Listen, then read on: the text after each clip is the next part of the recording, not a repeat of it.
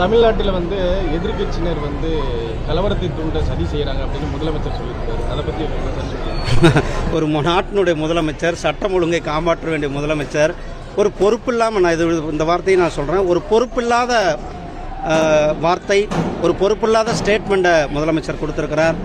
அரசு, அதாவது எதிர்க்கட்சிகள் எப்பயுமே ஆக்கப்பூர்வமான எதிர்க்கட்சிகளாக இங்கே இருந்து கொண்டு இருக்கிறது. நாம் தேசிய ஜனநாயக கூட்டணி கடந்த 12 ஆண்டுகளாக மத்தியில் ஆட்சியில் இருந்து கொண்டு இருக்கின்றோம். நம்ம எல்லாம் இது மாதிரி எப்பயுமே எதிர்க்கட்சிகளை சொன்னது கிடையாது, இந்த மாதிரி வார்த்தைகள்லாம். அதாவது அப்போது இது என்ன காட்டுதுன்னா, ஸ்டாலினுக்கு ஒரு பயத்தை காட்டியிருக்கிறது. ஸ்டாலின் திமுகவுக்கு ஒரு மிகப்பெரிய பயம் அவர்களுக்கு உருவாக்கி இருக்கிறது. தேசிய ஜனநாயக கூட்டணி மிகப்பெரிய கூட்டணியாக வளர்ந்து வரதான் நம்ம பார்க்கணும். நேரு மேலே வழக்கு பதிவு செய்து விசாரணை நடத்தணும்னு சொல்லி நீதிமன்றத்துக்கு எப்படி பார்க்கணும்? திமுகவினுடைய ஊழல் எந்த அளவுக்கு தமிழ்நாட்டை சீரழித்திருக்கிறது என்பதை காட்டுகிறது. இடி, அதாவது என்ஃபோர்ஸ்மெண்ட் டைரக்டரேட்டிலிருந்து 890 கோடி ரூபாய்க்கு, 888 கோடி ரூபாய்க்கு இந்த துறையில் ஊழல் நடந்திருக்கிறது என்று நம்மளுடைய டிஜிபிக்கு கடிதம் எழுதுகிறாங்க. ஆனால் அந்த டிஜிபி எந்தவித நடவடிக்கையும் எடுக்கலை. மீண்டும் ஒரு கடிதம் எழுதுகிறாங்க, நடவடிக்கை எடுக்கல.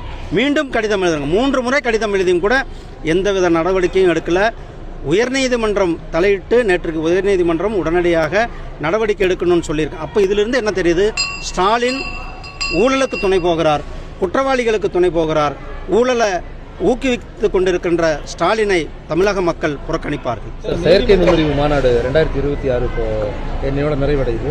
$100 கோடி முதலீடு பண்ணியிருக்காங்க இந்திய அரசு. இதனுடைய எதிர்காலம் எப்படி சார்? இது ஒரு மிகப்பெரிய ஒரு தாக்கத்தை ஏற்படுத்தும். இளைஞர்களுக்கு ஒரு மிகப்பெரிய வேலைவாய்ப்பை ஏற்படுத்தும்.